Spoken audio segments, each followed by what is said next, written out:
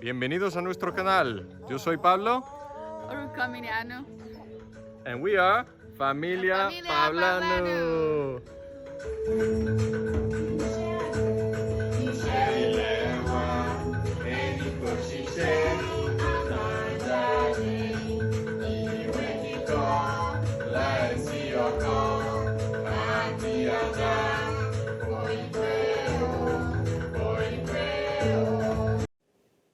So my first contact with Glaswegian was a roommate of mine in undergrad, and he showed up, and although I had heard different Scottish dialects, his in particular I had never really heard before.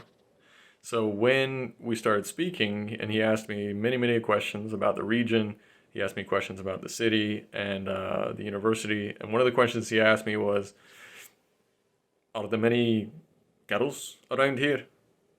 So being an American, right, we don't roll our R's, but we do roll our T's and our D's, right? Like Betty butter, bitter, butter.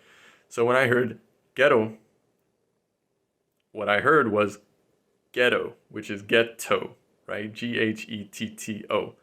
Don't worry about the spelling.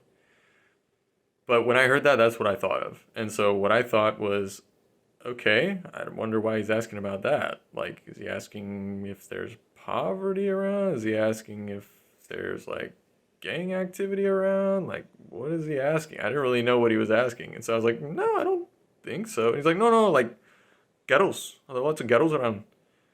And I said, I mean, I've been around here. This is my second year, and I haven't really seen any ghettos and stuff. He's like, no, ghettos. Like, ladies, dames.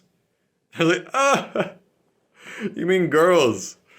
So it was interesting, although I did learn his dialect over the course of the semester, and I ended up speaking Glaswegian with him. And if you see my other video, I've also been to Glasgow and was accepted as a very good speaker of Glaswegian English, which I took as a dear honor, right?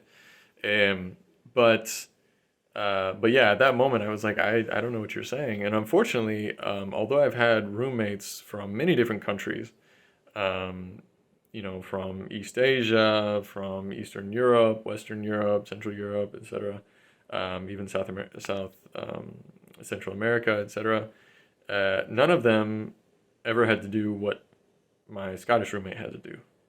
He actually had to ask me to call for him, make calls for him, especially if he's talking to a call center or something like that, because he said the people will not understand him.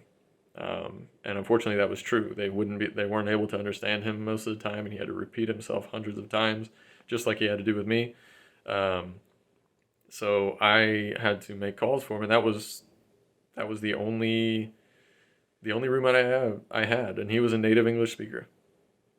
So really, I mean, it's fascinating how, you know, we can say that we all speak the same language, and yet our dialects can be so different that even someone who's learning our language might be more intelligible than a native speaker of our language from another region. It's fascinating to me. I love learning different dialects. I love, and especially if it's, you know, my own language, then it's even easier, right? Because you have that basis of grammar, of vocabulary, etc. You just have to work on the layer of phonology, right? How are these sounds interpreted in this different dialect, right? So are the R's rolled, or are they non-existent, right? How are the L's pronounced? How are the vowels pronounced? The vowels are the biggest ones, right? Especially in the United States. Whether you're saying like cat or cot or caught, right? Those could be three different vowels and having slightly different meanings depending on where you're at in the country. So yeah, it's fascinating. I won't bore you all more with it, but that was a fun example of one of my study abroad stories, my traveling stories. If you have found yourself unable to communicate yourself, if people have not understood you because of your dialect, please do comment below. I'd love to hear your stories. Thank you.